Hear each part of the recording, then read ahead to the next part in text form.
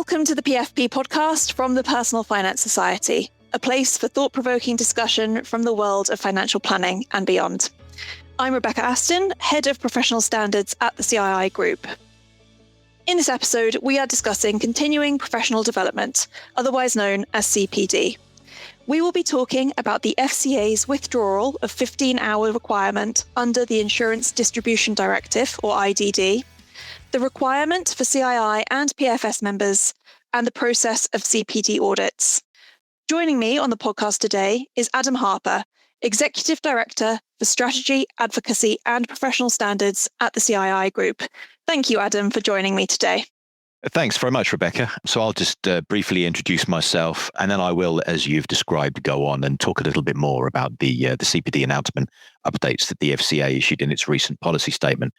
So within my role, I have oversight of the work that we do from a policy engagement perspective. So inevitably, as and when the FCA issued its consultation document around its proposed changes on the simplifying insurance rules approach, it was something that we got heavily involved in. But also having oversight of the professional standards function and therefore the interrelationship with our CPD activities and the work that we do to help support members in complying with their CPD obligations, it was a really good opportunity to kind of reflect, take a step back and think about the impact that had for both our members and more broadly the impact that it had on the sector as a whole. So after the consultation process, which as I mentioned, we responded to, so in December of 2025, the FCA published its policy statement around simplifying the insurance rules.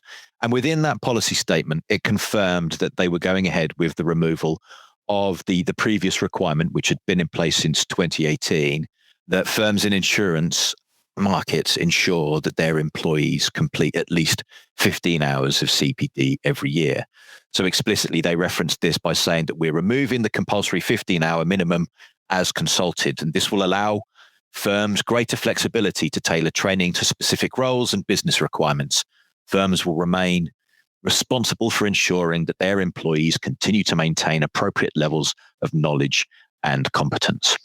So this sounds quite like a significant update from the FCA in regards to their approach to CPD.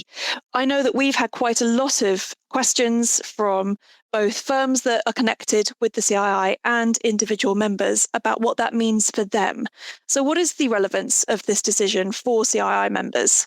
I think, Rebecca, you're right to pick up on the fact that we got quite a lot of feedback. And around the time of the consultation document, we thought it would be really important, not just to kind of state our own perspective on it, but look to capture feedback from a variety of relevant stakeholders. So we engaged extensively with our professional communities, for example, who provided some fantastic feedback in terms of their concerns around the proposals as they were at that point in the FCA's consultation document. And we also issued a wide call for input from amongst the membership, and we had a significant number of responses from members who shared their own concerns around the implications of this. And I think it's important to emphasize that it is very much around the implications, because you could consider that by taking this stance, the FCA was effectively sending out a message that it didn't consider the kind of commitment to maintaining competence through professional development as being important. And we know that that wasn't their intention, but it was hugely valuable to be able to draw on the responses that we got from our members and to capture that as evidence that we then supplied within our response. And I think that played a key role in the way in which the FCA then engaged with us around where it was wanting to take its final decision on this. But in terms of your question as to, what the impact of this is, in reality, I would argue that very little has changed. And the reason for that is that as the CI, we're still maintaining our higher standards of a 35-hour minimum requirement for all members. So that's regardless of the regulatory change by the FCA. And I think it's important to point out too that the FCA itself emphasised that its decision isn't intended as a relaxation of the overall competence and training expectation in their rules. And they furthermore made reference to the fact that making this change would really represent no difference for members of professional bodies such as ours, who would be subject to their mandatory CPD requirements. But if we unpick it a little bit further, the removal of the FCA minimum will mean that firms, and to some extent individuals that are outside of professional body membership, may then choose to adopt more uneven approaches to training. But I think it's important that with the CII member adherence to the 35-hour requirement, that then becomes a really powerful differentiator in an environment where there may be some evidence of variable firm-led approaches to training and development. Our CPD framework is there to help maintain consistent standards, and it gives employers confidence that CII qualified staff will be meeting a recognized benchmark. And it also provides assurance for consumers and regulators that professionalism is something that's maintained despite that regulatory change by the FCA.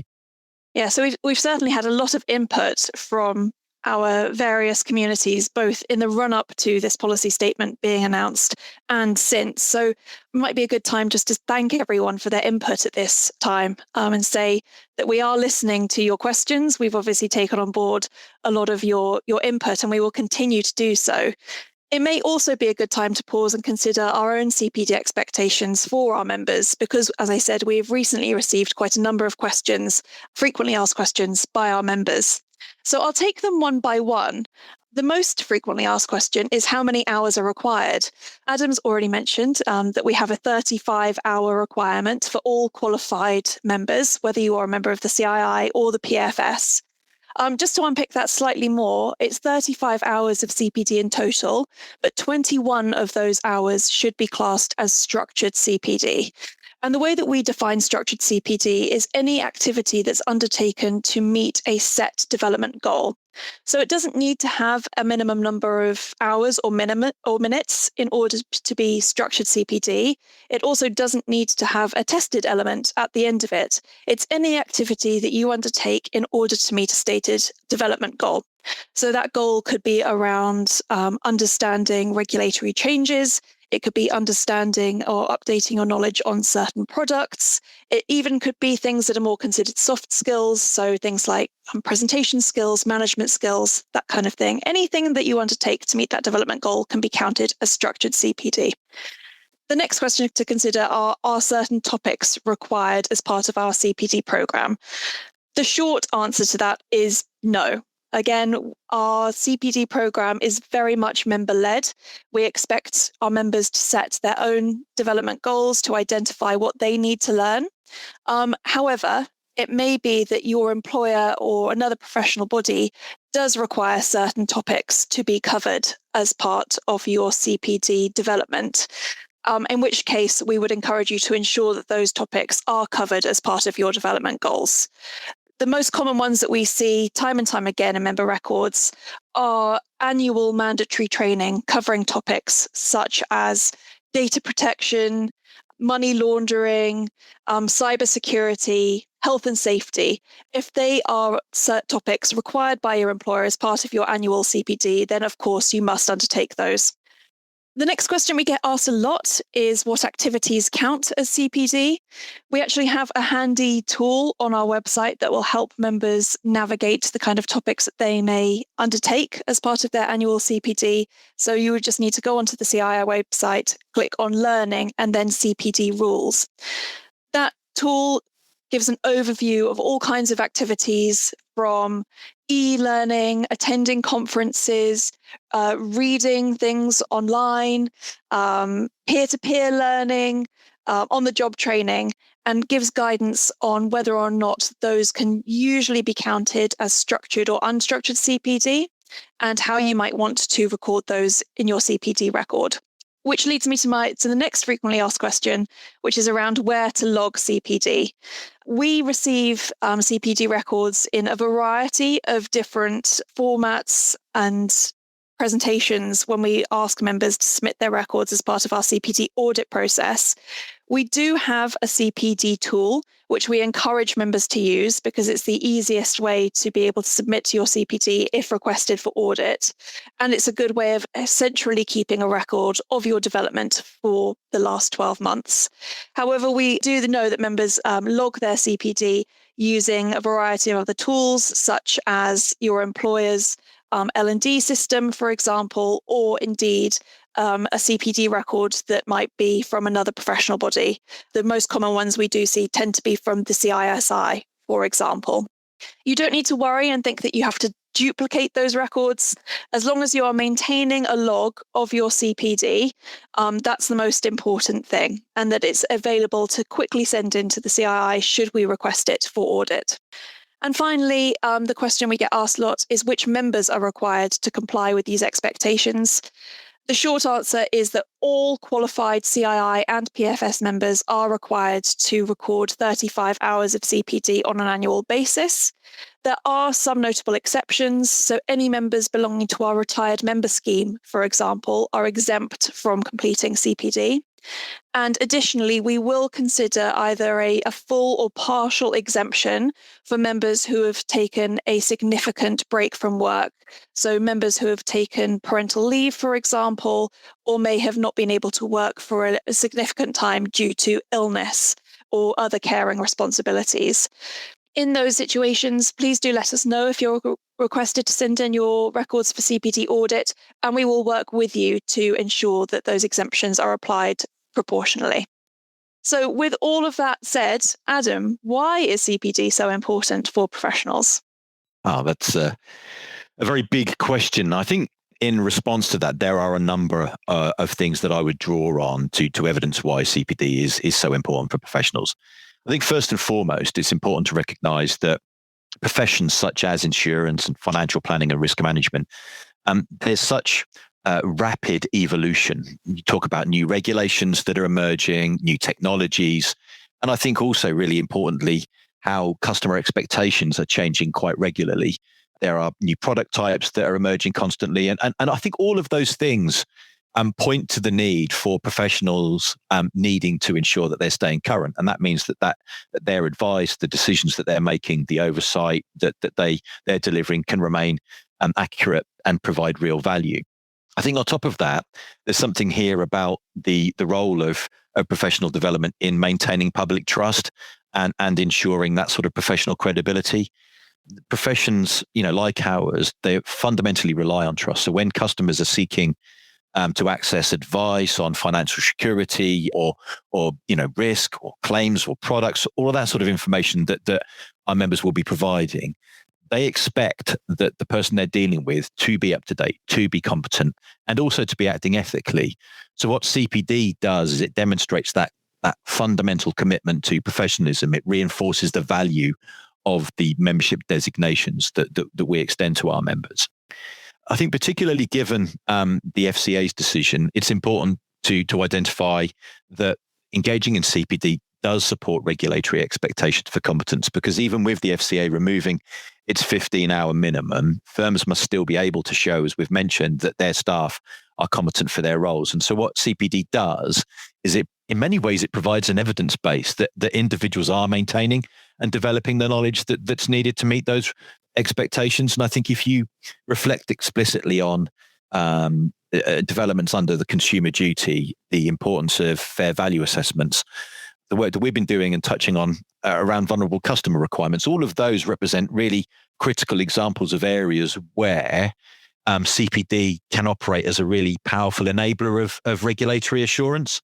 I've touched on the kind of the change that our professions encounter, but if we explicitly focus on the advances in technology, things like AI, automation, emerging cyber risks, they really are reshaping the sector. And so what CPD can do is it can equip members to understand those new technologies, to be better able to use those tools in a responsible manner, and make better decisions as a result of their engagement with those tools. So it's something about the mechanism or the opportunity to be able to future-proof yourself as a professional through engaging in technology and that technology developments within your CPD activity.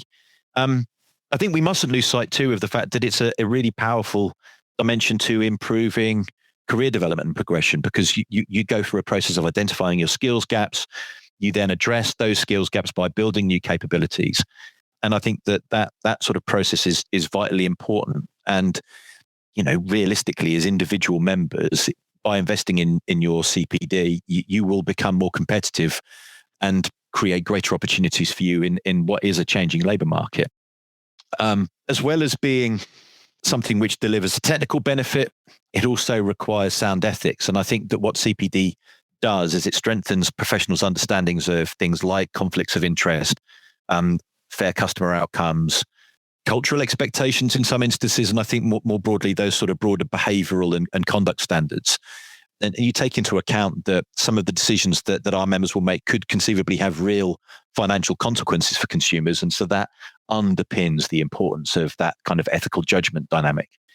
And that leads into the role it plays in protecting consumers and the wider public interest.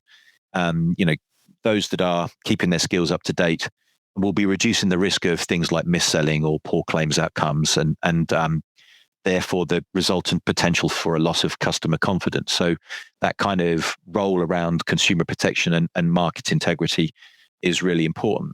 So I think, drawing all of that together, and again, notwithstanding the fact that employers themselves will also benefit because it helps their staff to maintain their effectiveness and be more productive, CPD is essential, I would argue, for professionals because it does preserve competence, it strengthens professionalism, protects consumers, supports that regulatory compliance, and ensures that careers and firms are resilient in what is, as we know, a fast-changing environment.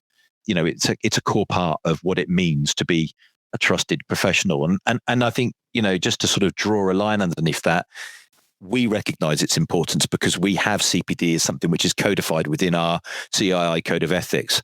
And I think that's further evidence, if you like, as to how important an aspect of professionalism it represents. Yeah, what you're saying is really interesting because it's not just theoretical. My team see thousands of CPD records every single year. And some of the themes that you've just talked about there shine through in the records that we're seeing submitted from our members. So the kind of topics that are of particular relevance do absolutely include AI and the development of technology. We see a lot of people attending conferences or undertaking e-learning to understand the wider environment in which they're operating, but also to significantly upskill, which is really, really encouraging. We see quite a lot of people very concerned about regulatory changes and geopolitics coming through as clear themes within their CPD records. The name Donald Trump appears a lot in a member's CPD records, but also ensuring that when the budgets are announced, that they are undertaking CPD to understand the relevance of those budgets for their clients. We see a lot of CPD focused around vulnerable customers. So there seems to be particularly excellent CPD put on offer by organizations such as the Alzheimer's Society. That comes up quite a lot in different records, but also around more short-term or temporary vulnerabilities. So things like helping clients navigate things like divorce or loss. And that tends to be a very hot topic within CPD records at the moment.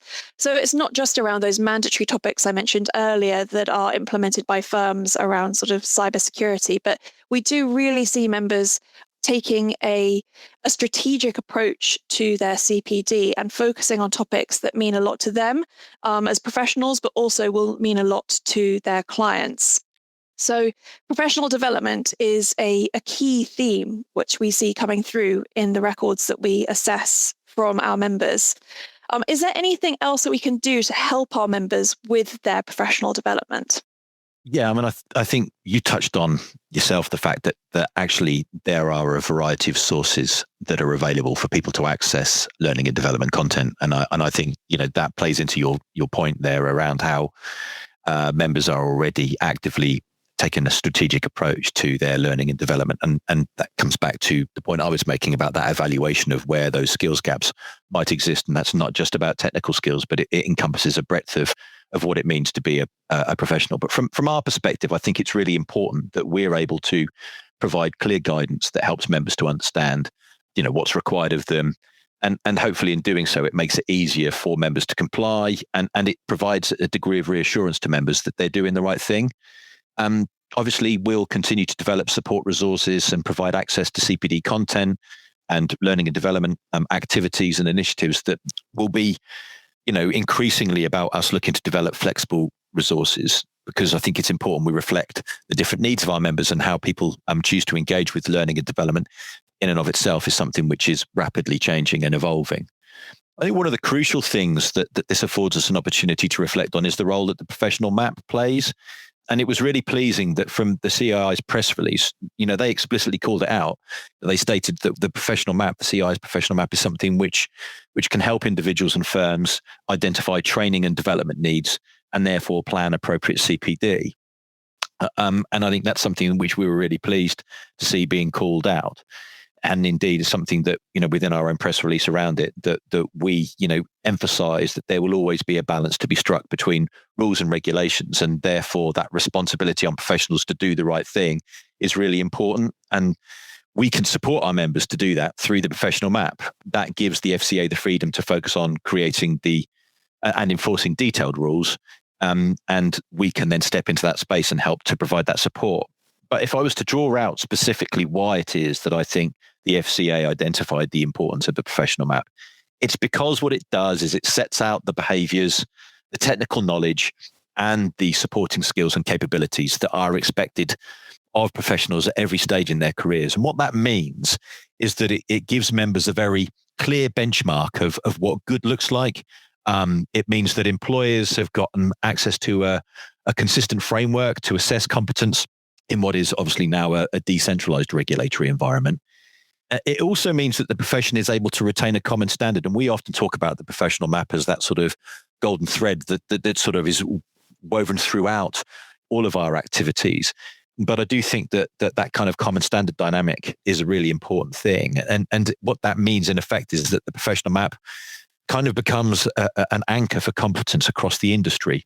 What it does for members is it gives them a way to align their CPD with their professional needs. It helps them to identify their gaps and their strengths actually across technical, behavioral, and ethical domains. And that kind of comes back to my point about that sort of benefit of the self-evaluation that the professionals will go through in terms of identifying where their strengths lie and how they can play to those strengths more effectively, but also where there may be opportunities for them to develop in their learning. It means too that members can plan in a way that's purposeful.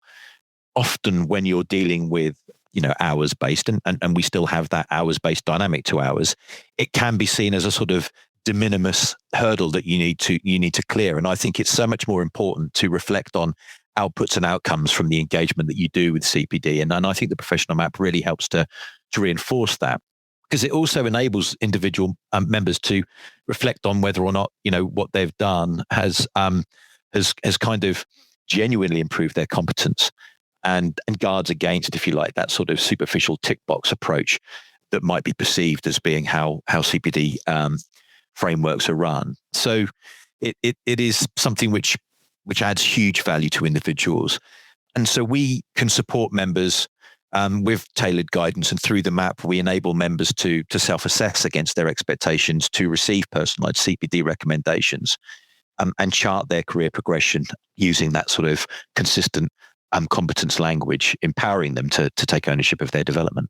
Yeah, I think one of the things I've taken away from your answers so far is that self-reflection, and particularly sort of that self-reflection around what's the right thing to do, is so important for members. That CPD isn't just about ethics in the fact that it's codified within our code of professional ethics, but we also see members identifying certain topics or certain types of development as just being the right thing to do. A couple of years ago, we launched the ability for members to tag CPD logged on the CII CPD tool as ethics CPD. And what's been really interesting for me is to see the types of topics that members have self-assessed as being relevant for ethics. And a lot of them are aligned to the ethical competencies that are already charted within the professional map.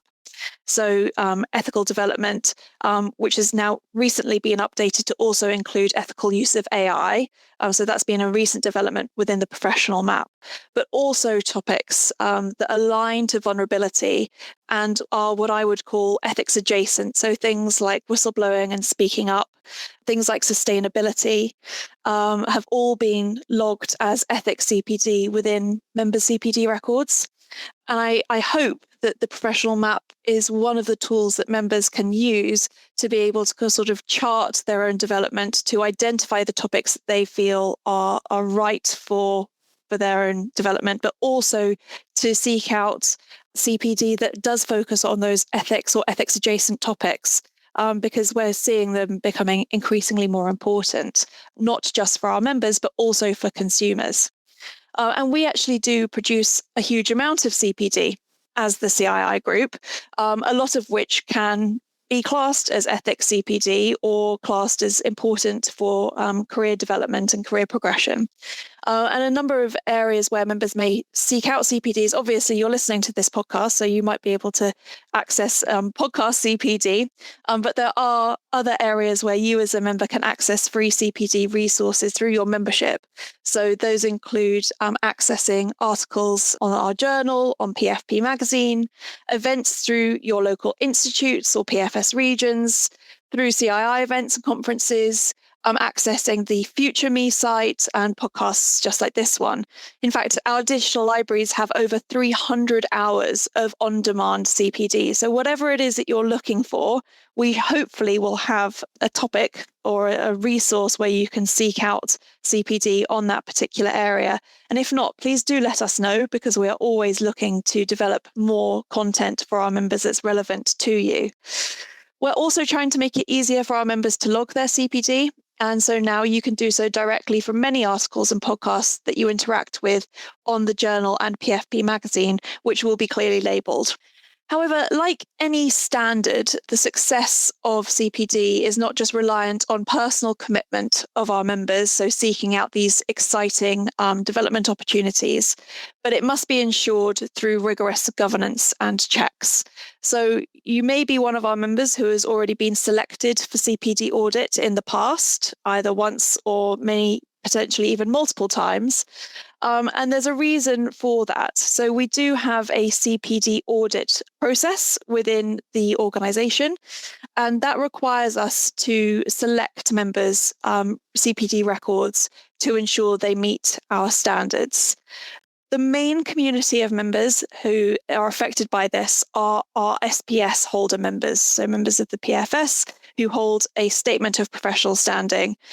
We are actually required by the FCA to select 10% of all SPS holder members annually for the purposes of CPD audit. So if you feel as though you have been selected for audits very regularly or multiple times, it's likely because you hold an SPS with us, and we are required to select 10% of our SPS holder community on an annual basis.